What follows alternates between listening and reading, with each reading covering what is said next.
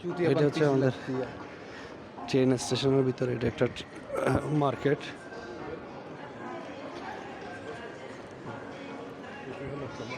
मेरे साथ एक बंदा वीडियो बना रहा था क्रोशिया में, उसका सामने से फोन पकड़ लिया। कौन? अरे ये बोलेगा मत बना भाई।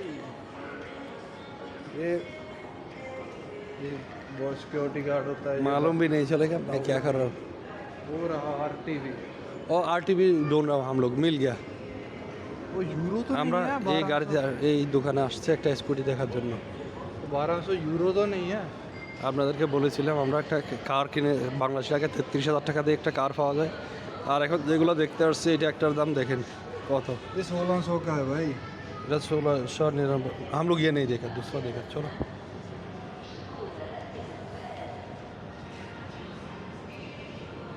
ये আমরা আসছি এই गाड़ीগুলো কেন, ये नहीं 1300 वाला इधर ही देखा था, सामने देखो। आ जाओ देखते हैं। চলো अंदर जाते हैं। আমরা আসলাম এখানে এই মার্কেটের মধ্যে।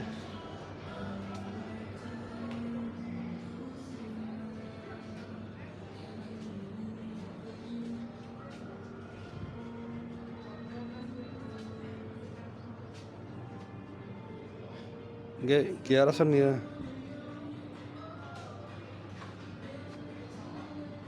এটা হচ্ছে দাম, মূল্য 1600।